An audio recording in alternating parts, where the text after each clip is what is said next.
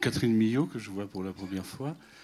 J'ai été très surpris que vous souhaitiez ne pas être seule au micro, comme il est tradition, alors que votre livre laissait entendre que peut-être vous assumiez toute cette solitude. Pourquoi vous n'avez pas voulu tenir lecture et discours, que vous avez souhaité une compagnie? J'en suis très heureux et très flatté. Dans mon idée, parler seul de ce livre, ça aurait eu un sens si ça avait été un essai ou un livre qui défende des thèses ou des idées. Or, ça n'est pas ça. C'est un livre qui est entre le récit et effectivement la méditation, je dirais, qui à mon idée, ne se prêtait pas à quelque chose du type exposé. Mais bon, peut-être que...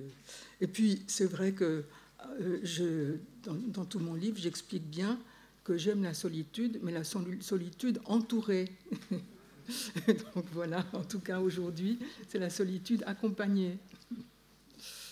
Donc avant d'ouvrir le livre, on voit « Ô solitude », ce vocatif laisse entendre que peut-être on va lire un hymne à la solitude, et très vite, on comprend que vous allez nous décrire plusieurs sortes de solitude. Une solitude claire, lumineuse, de jouissance, et puis une autre, plus sombre, par laquelle vous commencez, qui est une sorte une solitude de deuil, de la perte de ce qui n'était pas la solitude.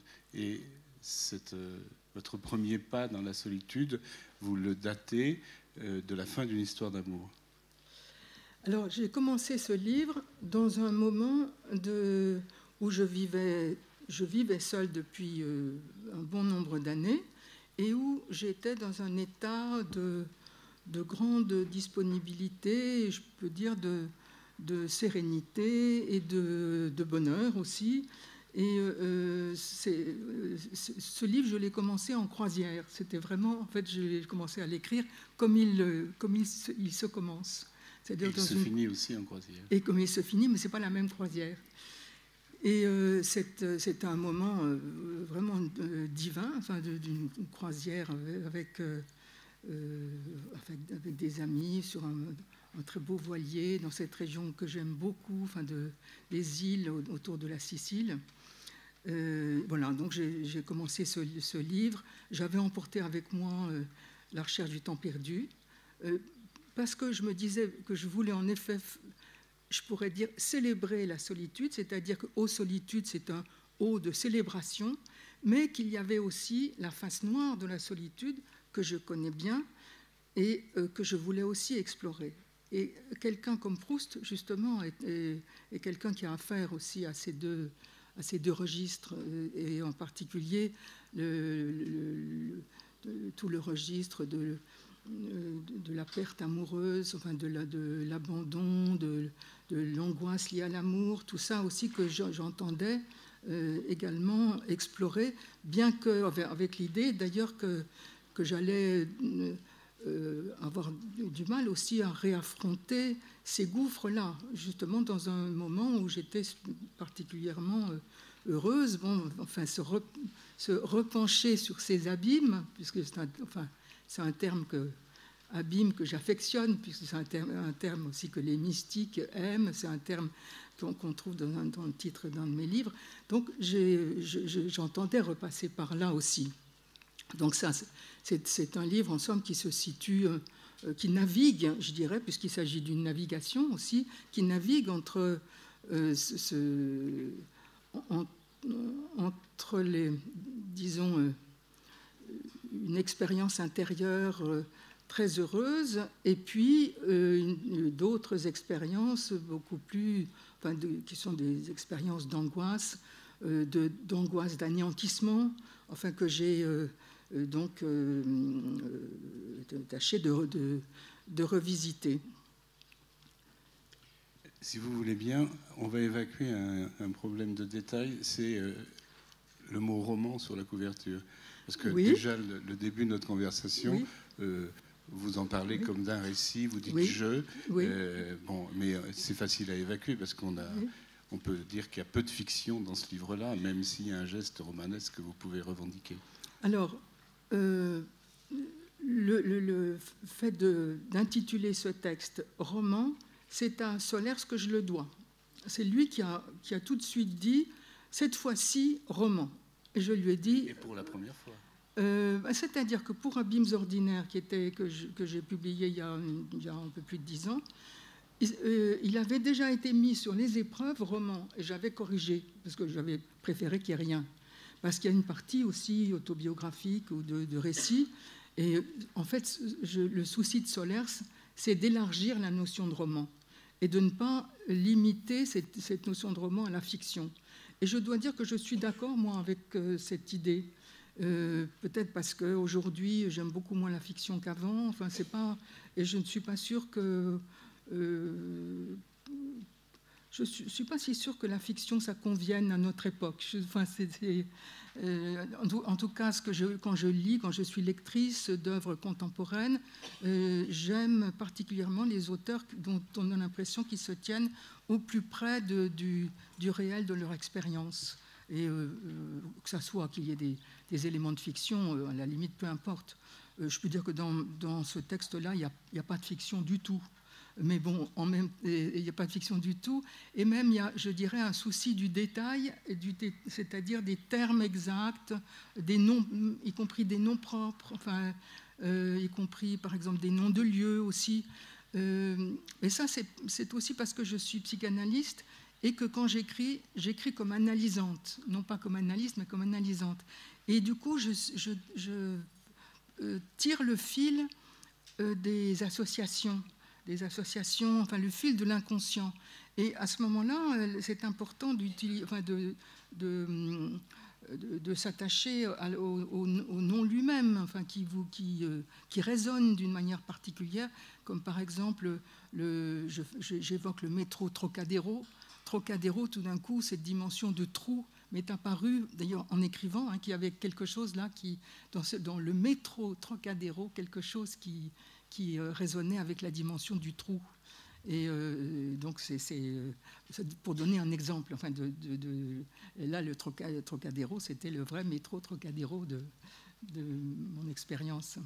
Il y a même dans la construction quelque chose de romanesque. On peut même dire qu'il y a le troisième tiers du livre est un roman dans le livre, parce que vous faites toute une partie d'explication de deux sortes de solitude, la solitude du désert et la solitude qu'on organise parmi les autres, où vous opposez un peu Barthes à ce monsieur Hudson que je ne connaissais pas, dont vous allez nous parler, mais oui, dont les 50 dernières pages du livre sont quasi sa biographie, et écrite de façon magnifique, d'ailleurs très littéraire, et on pourrait dire que cette partie-là est un roman. Et ce roman, il arrive justifié par tout ce qui le précède. Donc s'il n'y a pas de fiction, il y a une véritable construction romanesque, enfin, selon moi. Alors, Solers, d'ailleurs, disait que c'était un roman dans le roman. Et cette partie-là, effectivement, qui concernait Hudson. Oui, c'est vrai que c'est un peu... Enfin, dans la manière dont j'ai écrit ce livre, c'est comme si, au fur et à mesure que je l'écrivais, je m'oubliais. Et d'une certaine façon, Hudson a pris ma place. Vous pouvez nous dire qui il est, comme son nom l'indique, il est argentin. Oui. Alors, Hudson, il faut que je dise comment je l'ai découvert. J'ai écrit, avant ce livre-là, j'avais publié en 2006 un livre intitulé « La vie parfaite », qui était consacré à 3 femmes qu'on peut considérer comme des mystiques. En tout cas, la première est une mystique avérée, enfin, qui est Madame Guyon. Il y avait Simone Weil, la philosophe, et puis Etty Hillesum, qui est une juive hollandaise qui est morte à Auschwitz, enfin, qui a laissé un journal et une correspondance qui pour moi, entrait en résonance avec les 2 femmes précédentes.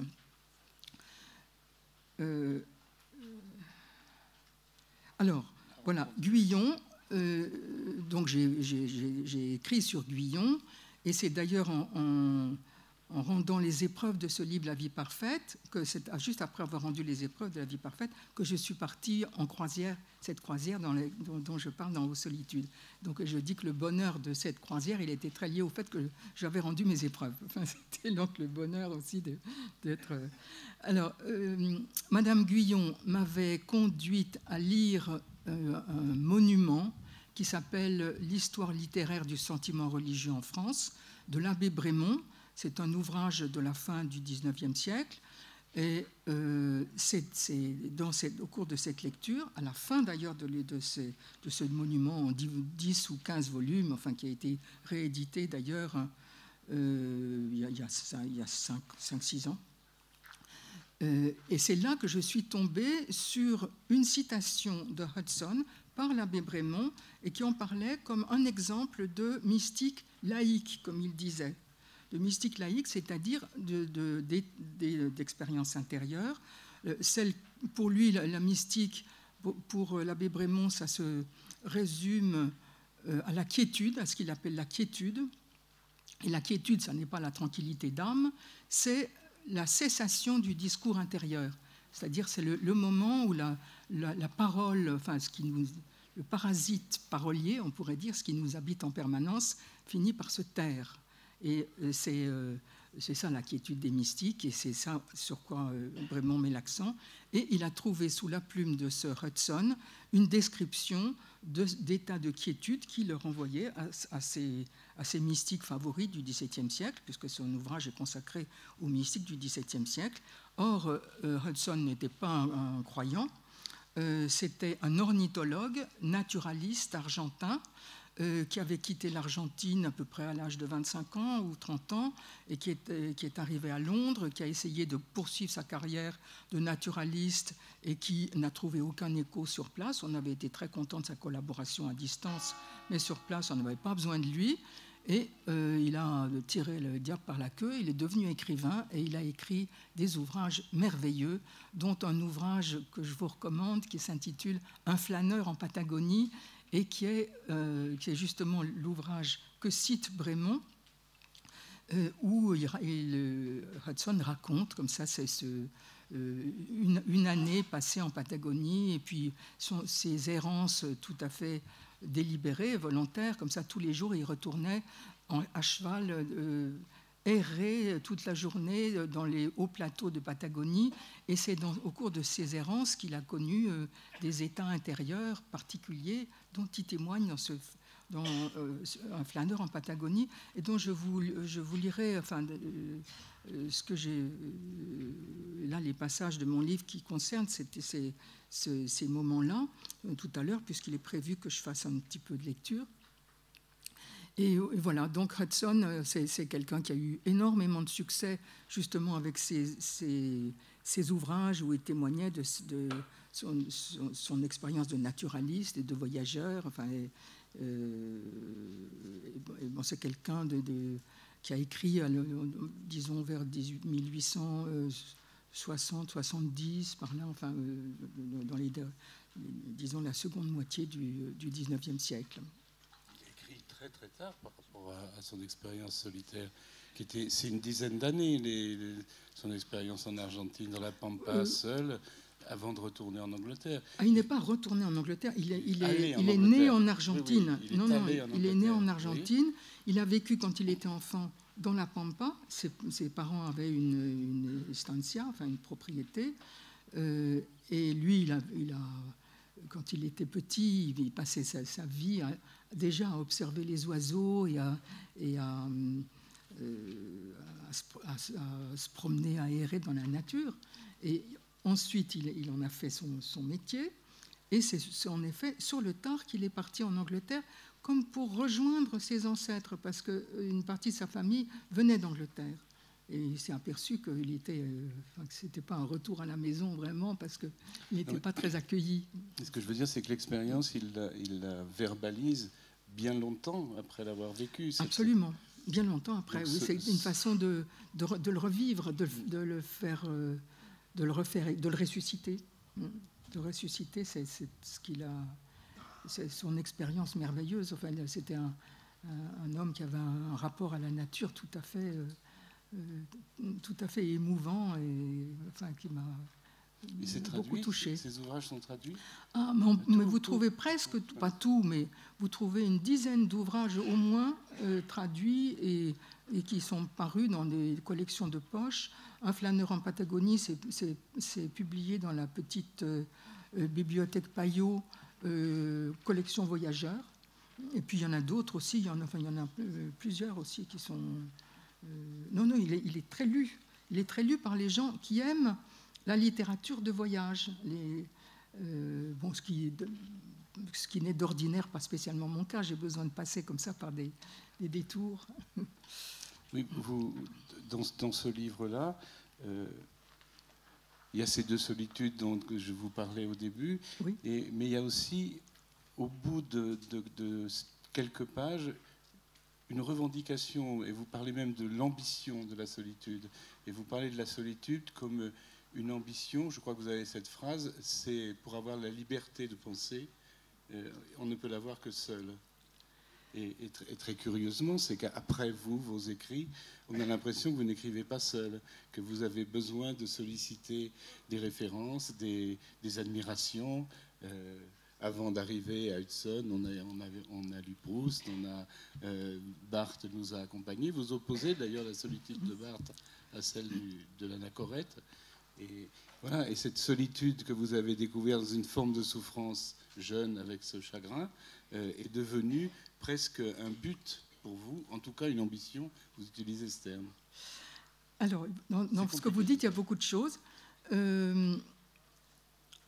Bon, je parle un peu aussi de mon enfance et de mon parcours.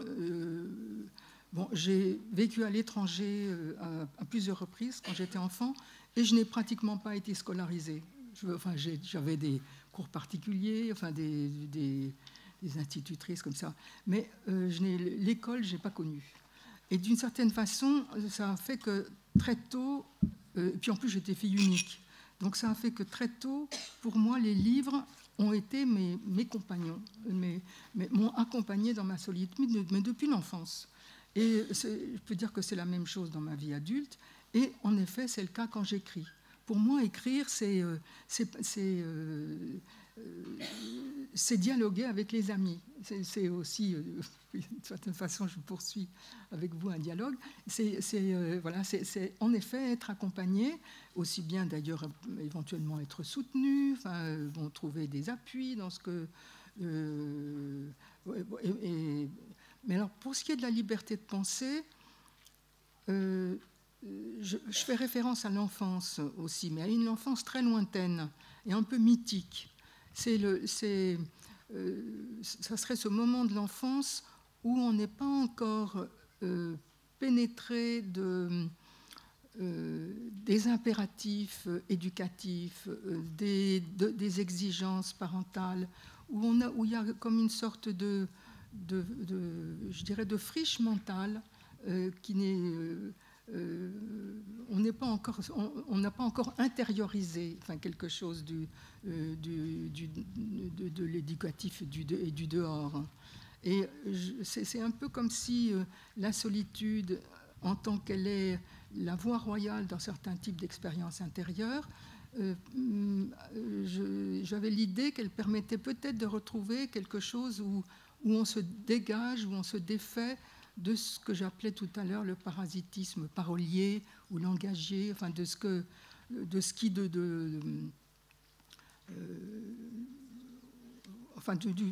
parasite, à la limite du parasite langagier, c'est-à-dire ce qu'on retrouve dans l'inquiétude, c'est-à-dire la cessation du discours intérieur. C'est comme si au fond la liberté, c'est quand la machine langagière s'arrête. C'est un peu quelque chose de cet ordre. Oui, c'est comme l'inquiétude et l'arrêt de la machine intérieure de penser. Serait... Mais dans votre livre, vous parlez de la solitude de l'enfance comme d'une innocence, comme d'une solitude qu'on n'a pas à questionner, alors que vous parlez de la solitude adulte qu'après une rupture de socialité. Alors, oui, effectivement, c'est-à-dire ça, c'est le moment où j'amène cette histoire d'amour très courte, d'ailleurs, qui n'était même pas une histoire d'amour, c'était, disons, une sorte de premier amour très adolescent, comme ça, qui avait vite tourné court, mais qui avait été suffisamment dévastateur pour me plonger dans un état très pénible pendant un bon moment. Et c'est cette expérience-là, en effet, qui a changé mon rapport à la solitude. C'est-à-dire que quand j'étais comme je viens de le dire, quand j'étais enfant, j'étais très seule, très seule, mais au sens où la solitude n'était pas quelque chose de douloureux, c'était quelque chose de naturel. Et puis, comme si ce chagrin d'amour avait fait virer le sens de la solitude, c'est-à-dire lui avait donné une dimension de déréliction, d'abandon, de perte que ça n'avait pas avant. Et à partir de là, ce que je dis, ce qui correspond à mon expérience, c'est comme si quelque chose là s'était ouvert d'un gouffre qui pouvait être aménagé, un peu recouvert, oublié, mais qui, d'une certaine façon, restait toujours là, comme pouvant potentiellement s'ouvrir, enfin, se rouvrir. C'est sur cette base-là, effectivement, que je dis qu'on peut avoir l'ambition, ou que j'ai eu l'ambition, justement, d'élaborer quelque chose à partir de cette expérience très dure, enfin d'élaborer quelque chose, d'en faire peut-être, enfin de l'aménager, éventuellement d'en faire une force, pourquoi pas. Enfin bon, bien que de toute façon, enfin c'est en même temps quelque chose de l'ordre du fond. Enfin, je pense que chacun fait à un moment ou à un autre l'expérience de ce que j'appelle déréliction. Donc c'est en somme comme si j'avais choisi de ne jamais rester bien loin de cette dimension-là, ou en tout cas en pensée, en tout cas sur un mode d'y réfléchir, enfin de tourner autour de ce point. Enfin, et je peux dire que quand j'écris, c'est ce que je fais. Enfin, ça procède de là. Et vous vous organisez pour ça. C'est l'opposition que vous faites entre Barthes et ce Hudson en particulier, parce que Barthes s'organisait pour avoir des plages de solitude, même parfois même assez sévèrement avec certains de ses amis, mais c'était par intermittence, c'était une volonté d'être seul. C'est pas la solitude. À un autre moment, vous avez une autre définition très brutale. Vous dites, on peut dire de quelqu'un qu'il est seul s'il ne partage le lit de personne. Et puis c'est donc une solitude qui n'est pas revendiquée, celle-là, et qui n'est pas non plus celle de l'enfant, puisque... je le dis à propos de l'enfant. Oui, mais... Parce que l'enfant est seul parce qu'il ne partage le lit de personne. Oui, mais la solitude de celui qui a partagé le lit de quelqu'un n'est pas la même que celle de celui qui n'a pas encore partagé, l'enfant, donc le lit de quelqu'un. C'est une frontière qui est très sensible. Oui, c'est vrai.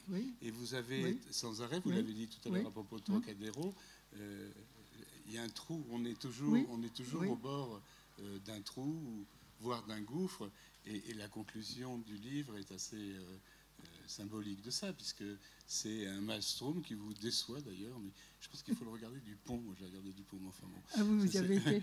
C'est une autre histoire. Donc, mais ça dépend des moments en plus, parce que moi, on m'a décrit quand même d'avoir quelqu'un qui était là-bas a vu un mur d'eau. Oui, enfin... bon, pour expliquer notre petit échange, dans la partie que je consacre à ce chagrin d'amour et à cet état d'angoisse que j'ai connu à ce moment-là, je fais référence à un texte d'Edgar Poe qui s'intitule « Une descente dans le Maelstrom ». Et c'est un texte que j'ai connu quand j'étais petite, quand j'avais 8 ans. Enfin, je l'avais lu, j'avais été fortement impressionnée et je l'ai relu. Enfin, c'est un texte incroyable et que je trouve très... qui m'a paru illustrer de manière très précise, concrète, l'expérience, non pas tant du gouffre que du tourbillon qui peut vous aspirer avec cette dimension de risque, d'anéantissement, comme ça, d'être englouti, avec cette dimension il y a un mot qui correspond à une figure mathématique, c'est le vortex. Le vortex, c'est le tourbillon, le siphon, on peut dire, quelque chose comme ça qui a été, comme ça, cette découverte de la solitude dans sa dimension justement angoissante. Et dans cette nouvelle, donc celui qui raconte être descendu dans le maelstrom, il raconte comment il a réussi en s'accrochant à une barrique, c'est-à-dire un élément, un tonneau, oui, un tonneau. Enfin, c'est la forme du tonneau qui, paraît-il, ça fait que c'est moins vite englouti que d'autres formes. Donc le personnage là, d'une descente dans le maelstrom s'accroche à ce tonneau. Et puis, il y a un moment, parce que ce maelstrom, il est très lié au mouvement des marées et aux proximités de la côte et des îles. À un moment donné, le mouvement de la marée s'inverse. Et à ce moment-là, ce qui faisait le fond de ce siphon remonte, et tout remonte un peu à la surface, et on retrouve l'horizontale, enfin, de la surface de l'eau. Et c'est comme ça que le personnage d'une descente dans le maelstrom il se trouve miraculeusement sauvé, mais en même temps complètement vieilli, définitivement vieilli, transformé, enfin, avec... Et ça cette nouvelle m'avait... Vous avez comparé ça à un manège de foire, je crois. Oui. Où la force centrifuge permet de remonter le long d'un cylindre. Ça portait un nom, je ne me souviens plus. C'était, mais ça où j'avais été quand j'étais petite. On rentre dans un cylindre, donc à l'intérieur d'un cylindre, on se met contre le mur, et puis le sol, le cylindre se met à tourner très vite, on enlève le sol se retire, et on se trouve plaqué contre les parois du cylindre, et en même temps, les pieds dans le vide. Voilà, c'est des choses je ne sais pas si ça existe encore, ça existait quand j'étais petite. Et bon, voilà, c'est cette idée du sol qui se dérobe sous les pieds, en gros, et puis finalement, on finit quand même par le retrouver, ce sol. Enfin, donc à la fois une descente dans le maelstrom, mais aussi bien ce cylindre-là me semblait illustrer ce que j'avais pu connaître justement d'état dépressif, et puis en même temps après la sortie de cet état, avec le fait de retrouver quelque chose de la vie. Et le livre vous conduit jusqu'au vrai maelstrom physique de. Alors, oui, à la fin du livre, j'ai fait une croisière mais c'était pas une croisière sur un voilier, c'était une croisière dans ces bateaux. Enfin, c'était pas les bateaux de croisière non plus.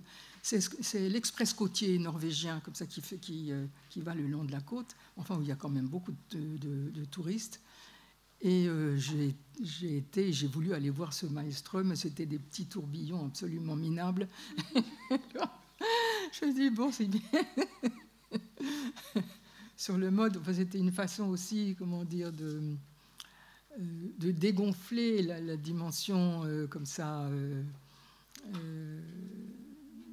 dramatique. C'était une façon, voilà, c'est la perception de ces petits tourbillons un peu minables, c'était une façon de dédramatiser aussi les gouffres de l'amour et de l'abandon. Hein. Ceci dit, il y a quelqu'un qui m'a dit avoir été dans cet endroit-là, avoir pris un bateau, on ne les avait pas prévenus de cette histoire de maelstrom, et tout d'un coup, ils ont vu un mur d'eau. Alors, ils se sont échappés, je ne sais pas comment, mais enfin, en tout cas, il y a des phénomènes dans ce coin-là qui peuvent être plus impressionnants que ce que j'ai vu, moi. Enfin, ça dépend justement de l'heure des marées. Si vous y allez, parce que moi j'y suis allé aussi, on peut le voir très bien sans aucun risque, c'est y aller par la route. Parce que juste au-dessus du maelstrom, c'est à Solstraunen, ça s'appelle. Oui. Et il y a un immense pont, donc on va sur le pont, on regarde, et c'est parfait. Bon. Et ça fait de mauvais livres. On a parlé beaucoup de la solitude, donc j'ai reçu un petit mot, là, comme quoi il ne faut pas qu'on oublie de faire une lecture. Et je voulais que vous me parliez d'un autre thème que je trouve très présent dans le livre, c'est celui de la lecture. Et oui. Qui n'est pas d'ailleurs forcément associé à la solitude. Vous parlez de la lecture, vous citez Barthes encore une fois en disant j'écris parce que j'ai lu, et vous dites aussi que lire c'est s'accorder des vies surnuméraires, je crois, pour ceux à qui la vie ne suffit pas. Oui. Et tout au long de ce livre, on est accompagné de vos lectures, et l'hymne est autant pour moi à la lecture qu'à la solitude, ce livre-là.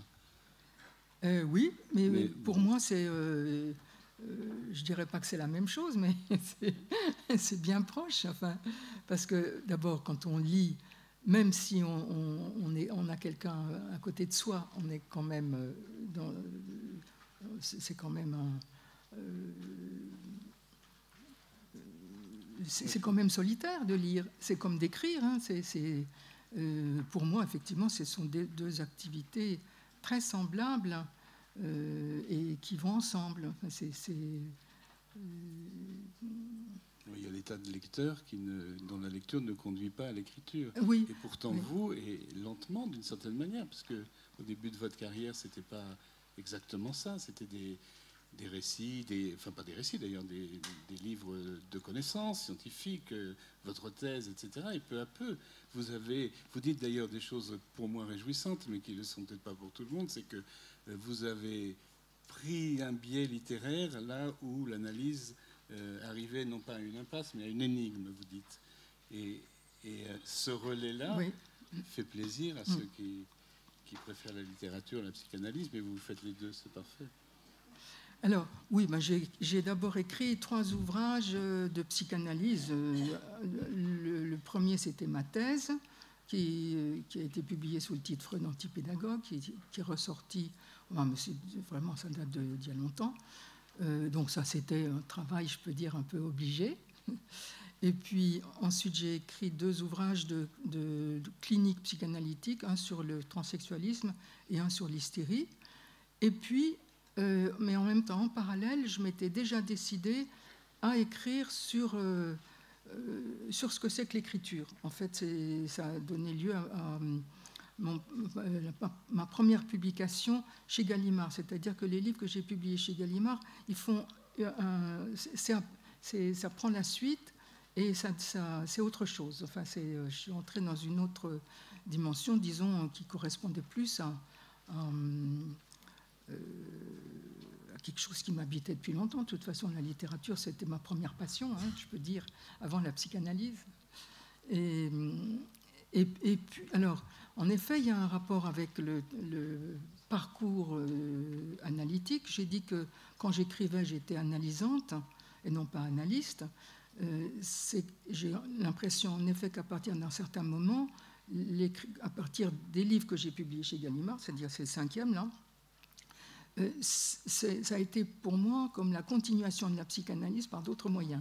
C'est, comme disait Clausewitz, hein, sur la politique ou la guerre qui était la continuation de la politique par d'autres moyens.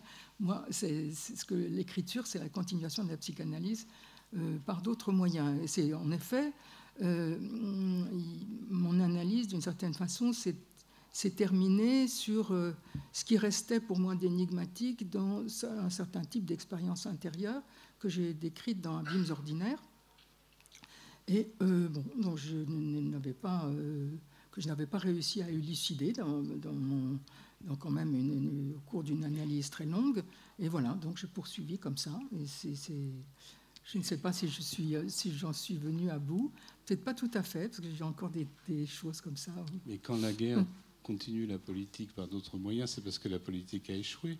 Est-ce que quand la littérature continue l'analyse, ça veut dire que l'analyse a échoué? Ah, peut-être. Peut-être, ou alors qu'il y a des limites. L'analyse a ses limites. Hein. Je pense qu'en tout cas pour moi, elle a eu ses vertus, je dirais, thérapeutiques. Hein. Voilà ce que j'en attendais. Et puis, il y avait le point où j'avais l'impression que je n'aurais pas, par cette voie, réponse aux questions que je pouvais continuer à me poser. Et donc voilà, je me suis dit, il faut que je me débrouille toute seule maintenant. Et toute seule, ça voulait dire, donc toute seule, mais ça voulait dire toute seule avec d'autres, à travers d'autres, c'est-à-dire à travers des écrivains. Des écrivains avec lesquels je me sentais une parenté, en particulier une parenté d'expérience. Et c'est ce fil-là que j'ai suivi. Il va vous conduire à la prochaine étape. Il n'y aura pas Hudson, il n'y aura pas Barthes, il y aura une grande fille toute seule qui écrit un roman qui méritera d'être écrit sur la couverture avec le mot roman. C'est pas sûr. Là, pour le moment, je me suis embarquée dans quelque chose où je ne sais pas dont je ne sais pas si ça va aboutir, mais je peux dire, retournée en Hongrie, et j'ai fait une chose que j'ai entrepris de faire quelque chose que je n'ai jamais fait, c'est-à-dire de partir d'entretien avec des gens, d'essayer de reconstituer une certaine période de l'histoire hongroise contemporaine, enfin relativement récente, à travers des rencontres comme ça, des entretiens avec des gens. Donc voilà, ça serait. Je me suis dit que là, je pourrais presque emprunter le titre d'Emmanuel Carrère, « D'autres vies que la mienne ». Dans Aux Solitudes, on va par 3 fois, je crois, à Budapest, et on a l'impression que les 2 retours que vous décrivez sont un peu des déceptions, que vous avez une nostalgie réelle, mais comme insatisfaite. Est-ce que c'est de ce sentiment-là que vient ce projet dont vous venez de nous parler ? Non, je ne sais. Enfin, moi, je ne dirais pas qu'il y avait de la nostalgie, mais c'était plutôt une impression d'étrangeté familière. C'est-à-dire à la fois, j'ai pu avoir cette impression que la perception actuelle venait se surimposer à des images de quand j'étais enfant. J'avais 9 ans quand j'ai quitté Budapest, donc j'étais encore assez petite. Donc comme s'il y avait des images, ça faisait comme avec ces appareils qu'on appelle stéréoscopiques. Vous savez, où vous avez là une image qui permet d'avoir une vision binoculaire. Enfin, c'était assez plutôt troublant qu'autre chose. Et effectivement, quand j'y retourne maintenant, c'est un peu pour avec dans je pourrais dire le fantasme d'aller voir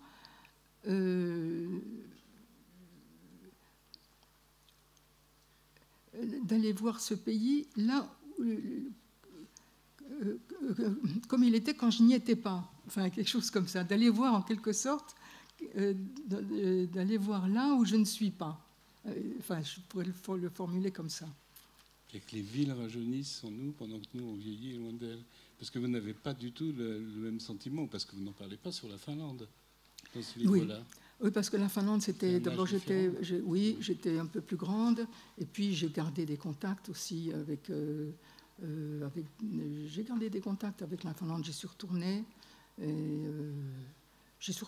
voilà. Enfin, c'est pas du même ordre. Il y a eu une continuité. Il n'y a pas eu cette rupture totale de continuité qui était aussi très liée au fait que c'était le rideau de fer. C'était cette image de rideau de fer. D'ailleurs, c'est très parlant pour un enfant. C'est très impressionnant. C'est comme s'il y avait une herse qui était tombée comme ça, une fois quand on est rentré en France. Comme si c'était sans retour. Donc là, il nous reste le temps de la lecture. Alors, je ne sais pas comment vous voulez qu'on s'organise. Vous allez lire des textes. On n'a pas eu le temps de se concerter, que vous allez présenter un par un. Ou à moins que si quelqu'un veut intervenir, c'est peut-être mieux de le faire avant la lecture qu'après la lecture. C'est comme vous désirez. Oui. Si quelqu'un veut poser une question, apporter une contradiction, une précision, louer un appartement... Sinon, je vous laisse maîtresse de cérémonie pour les lectures que vous avez choisies. Vous parlez de la solitude en disant que la liberté venait de l'arrêt de la parole, enfin la procédure langagière. Alors qu'il me semblait que même à partir du Trocadéro, on pourrait dire aussi c'est quand il y a trop de trous, qu'il n'y a pas de bordure et de choses comme ça langagières. On n'a pas la liberté de l'expérience de la solitude. Non ? Oui, bien sûr, oui. On peut dire ça aussi. Mais c'est-à-dire que, à la fois, en effet, ce que j'ai appelé ce trou là du Trocadéro, je peux dire qu'il y a eu tout le travail de l'analyse qui a consisté aussi à essayer de border tout ça, et puis l'écriture aussi, à faire un bord. Et en effet, un travail de langage. Et en même temps, il y a comme ce autour de quoi je tourne dans ce livre, c'est ce à quoi j'aspire à travers la solitude ou à travers une sorte d'idéal de solitude, si on peut dire, et qui serait, et là je reconnais là une parenté avec Barthes. Barthes, il était sémiologue, et il n'en pouvait plus du langage, il n'en pouvait plus du sens, il aspirait à ce que ça se taise. Et je peux dire sans doute que comme psychanalyste, c'est un peu aussi mon aspiration. Donc voilà, il y a les deux choses. Est-ce que, bon, que ça se taise un peu, quoi. Je voudrais lire un tout petit passage de votre livre, à la page 61, qui nous semble plutôt du côté du noir de la solitude. Oui. J'aimerais que peut-être vous puissiez en dire ou m'en dire quelques mots, sans vous engouffrer dans ce que je vais lire, de ce morceau de phrase de Kant, qui nous paraît être un échappatoire, mais bon. N'être rien pour une puissance qui vous écrase dans l'indifférence pourrait bien être une jouissance en soi. C'est elle que l'on retrouve dans le sentiment du sublime dans un plus grand cas, et que l'on gagnerait à envisager ce qu'on appelle d'un terme vague, dépression subsentende. Oui. Mais écoutez, je peux dire que vous touchez... enfin, vous tapez dans le mille, je dirais. Parce que, en effet, s'il y a quelque chose où je peux dire que je continue à m'interroger, c'est justement sur ce que vous soulignez là. Je crois que ça... C'est d'ailleurs quelqu'un qui, lors d'une rencontre comme ça autour de mon livre, il y a quelqu'un qui a fait une remarque qui a pour moi fait tilt, qui se référait à ce que j'avais pu développer autour du fantasme de sauvetage dans Abîmes ordinaires, et donc avec cette dimension d'un autre sauveur, donc. Et cette personne ajoutait, mais il y a un autre fantasme, c'est le fantasme d'un autre destructeur. Et je crois que ça, effectivement, alors quand j'ai entendu ça, je me suis dit, mais c'est le même fantasme. Enfin, et en même temps, c'est pas la même face. Et donc, c'est en effet un point qui m'interroge, ça. Et ça n'est pas par hasard, enfin, en tout cas dans cet ordre d'idées, que j'aborde cette question de la Hongrie et du totalitarisme, puisque c'est quand même de ça qu'il s'agit en Hongrie. Et c'est par cette dimension justement de l'autre destructeur, de l'autre qui est potentiellement destructeur, hein, qui est quelque chose de tout à fait essentiel dans ces. Oui. Je me semble que. Oui, mais je dirais que c'est une intuition, c'est quelque chose que je n'ai pas développé, qui pourrait peut-être s'attraper par le biais justement de l'identification à cette toute-puissance destructrice. C'est même quand on en est victime, on peut s'identifier, comme d'ailleurs des analystes l'ont fait remarquer, hein, comme Ferenczi par exemple, on peut s'identifier à la puissance destructrice. Et ça, c'est Ferenczi qui l'avait dit d'une façon très, très pertinente. Voilà, donc alors je fais un petit peu de lecture. Alors bon, je vais surtout d'ailleurs lire des passages pas uniquement, mais autour de Hudson.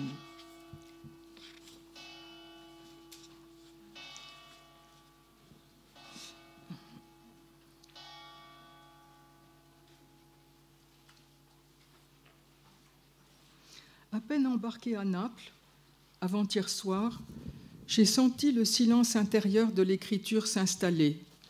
Écrire, c'est toujours renouer avec le fond, avec le grand silence originel. Les phrases qui déjà s'écrivent dans ma tête font silence et naissent du silence qui se fait. Ce matin, la mer huileuse qui se confond à l'horizon avec le ciel ajoute son calme au silence. Écrire cette fois-ci, pensais-je, ce serait pour dire le bonheur de vivre seul, la précieuse liberté de l'esprit conquise, l'esprit nu et net, qui, dans sa vacuité sereine, s'ouvre à la simple présence des choses. Je vivais au vrai, sans souci, dans l'allégresse d'être devenue presque transparente, comme si la consistance mentale, l'épaisseur psychique était faite de douleur, de tourments ou au moins de préoccupations.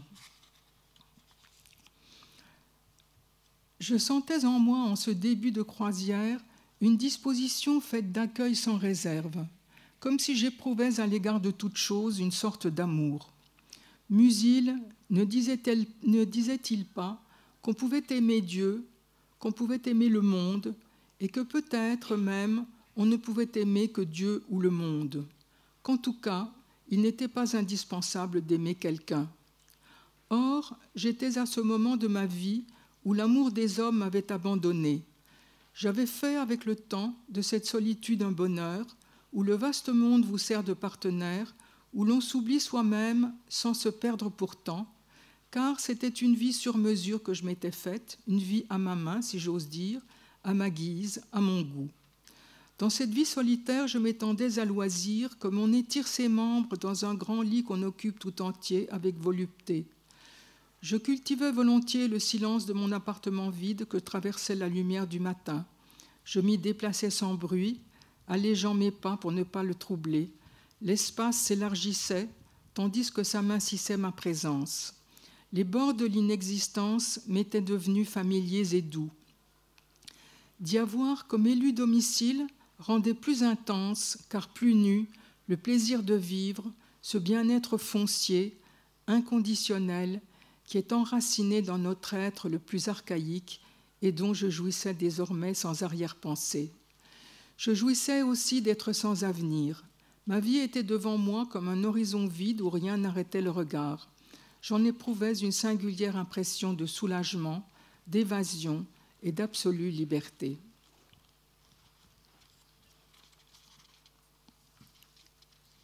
D'autres se donnent pour but dans la vie de fonder une famille. Ils ne se conçoivent qu'entourés, environnés par la chaleur d'une maisonnée. Je crois qu'à rebours, j'ai fait de la capacité d'être seul mon ambition. C'était comme une exigence morale, et même la condition pour être digne d'aimer. Sans doute aussi avais-je l'idée que la solitude, à travers l'angoisse même qu'elle suscitait, était la porte étroite qui ouvrait sur une autre dimension de l'existence, un bonheur inédit peut-être, que certains instants de vie me laissaient entrevoir. Que la vie puisse être parfaite en soi, sans l'adjuvant, si j'ose dire, d'un autre à aimer et qui vous aime, tel fut mon pari obscur. La solitude était, pensais-je, la voie royale pour accéder à la vie à l'état nu, pour dégager de sa gangue son essence, son infracassable noyau de lumière.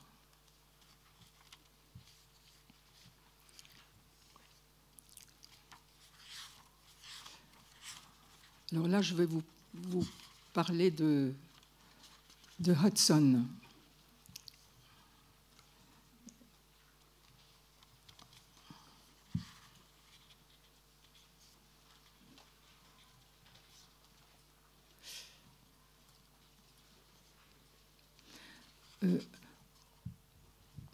Avant cela, un petit passage.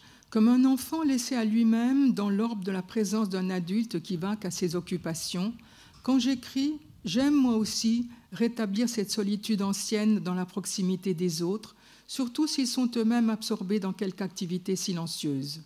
C'est la solitude la plus délicieuse, la plus paisible, que celle où l'autre est présent et ne vous demande rien. La liberté de l'enfance réside sans doute en ce que les demandes faites à l'enfant sont délimitées, circonscrites, et qu'elles restent en quelque sorte à l'extérieur. Elles n'envahissent pas l'esprit, tandis que plus tard, quand elles seront devenues intérieures, il deviendra presque impossible de les faire taire. L'enfance est cet état où l'on n'est pas encore tout à fait parasité par le langage. L'enfance est non pas tant celui qui ne parle pas que celui qui n'est pas entièrement envahi par la parole. L'enfance est l'âge de la vie où l'on connaît l'indépendance d'esprit la plus grande, et aussi, ce qui est peut-être la même chose, le silence intérieur qui est le silence le plus profond. Cependant, la liberté d'esprit propre à l'enfance, c'est sans doute à tort que je la qualifie d'intérieure, car il semble bien plutôt que l'esprit est d'autant plus libre qu'il n'a précisément pas d'intérieur, qu'il est dénué de cet enclos qu'on appelle le moi. L'enfant serait non seulement tout entier tourné vers le dehors, mais il se confondrait encore avec ce dehors premier dans lequel sa vie a éclos. Lire et écrire serait trompeusement associé au fait d'être tourné au-dedans, alors que ce serait paradoxalement, mystérieusement, une façon de retrouver le dehors premier. Cette identité de la vie intérieure avec le dehors, William Henry Hudson, célèbre naturaliste et ornithologue argentin, l'illustre à sa façon. Le choix de la solitude a toujours pris deux visages, celui de la cellule ou celui du désert, l'enfermement dans un petit espace clos à l'intérieur de l'espace commun dont il protège, ou l'errance dans les grands espaces inhabités, déserts, forêts, vastes plaines, océans, montagnes.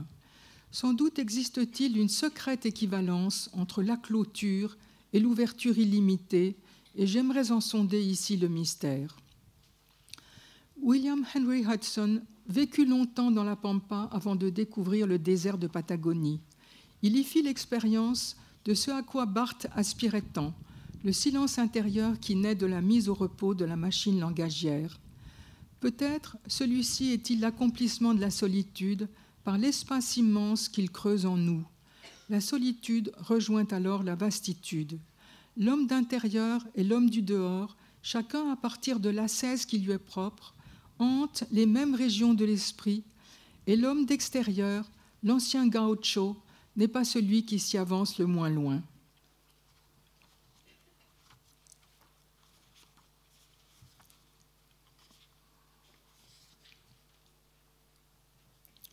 La solitude n'est jamais aussi grande ni aussi sereine que lorsque l'indifférence des choses ouvre à l'absence de soi.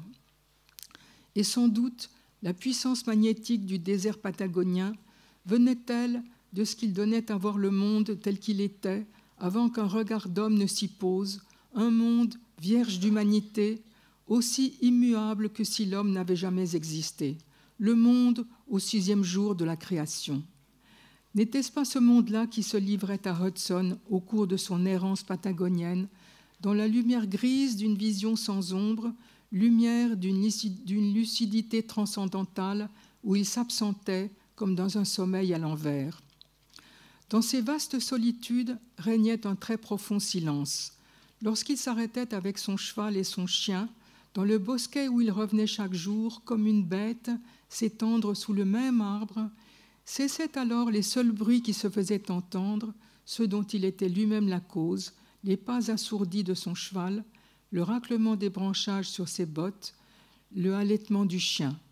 Au bout d'un moment, le cheval au repos, le chien endormi à ses pieds, on n'entendait même plus le bruissement d'une feuille, car le feuillage persistant possède une raideur et une épaisseur qui lui donnent comme une immobilité de pierre. Alors, il écoutait le silence, un silence si parfait qu'il allait jusqu'à réduire au silence sa pensée elle-même. Au fil de ces jours d'errance et de solitude, s'installa ainsi en lui peu à peu un nouvel état d'esprit qu'il n'avait jamais connu, où la pensée lui devenait impossible. Auparavant, quand il faisait de longues courses à cheval dans la pampa, le plus souvent au galop, c'est alors que son esprit s'animait le plus et que ses idées affluaient. Au contraire, dans ce désert qu'il hantait chaque jour, son esprit avait soudainement perdu sa nature de machine à penser et s'était transformé en une toute autre machine au fonctionnement mystérieux, adapté à un but parfaitement inconnu. Penser, dit-il, c'était mettre en mouvement dans mon cerveau un appareil bruyant. Or, il y avait dans cette région quelque chose qui m'ordonnait de rester tranquille et j'étais forcé d'obéir. C'est à cette phrase que Brémond reconnut l'état de quiétude que les mystiques lui avaient rendu familier. Un autre état, ajoute Hudson, avait pris la place de la pensée. Son être était aux aguets et comme un suspens, et cependant, il n'éprouvait pas l'ombre d'une crainte ou d'une inquiétude. C'était comme s'il était devenu quelqu'un d'une autre espèce, étrangère à l'espèce humaine, et pourtant, cet état lui semblait en même temps familier. Il s'accompagnait, note-t-il, d'une forte sensation d'épanouissement, mais comme il avait dans ces moments-là oublié celui qu'il était d'ordinaire, il s'apercevait que quelque chose d'inédit lui était arrivé seulement lorsqu'il retrouvait son ancien moi, son ancienne existence, si insipide au regard de cet être nouveau qu'il était devenu pendant quelques heures. Cette révélation d'un mode d'être inconnu qui survient par surprise exerce un retentissement profond et durable. La voir, ne serait-ce qu'entrevue, nous change. Il nous interroge comme une énigme. C'est alors que nous faisons appel, toujours trop hâtivement, aux explications ou aux interprétations que nous proposent nos vieilles habitudes de pensée, nos références intellectuelles, la cohorte de nos préjugés. Je vais m'arrêter là. Je pense que c'est...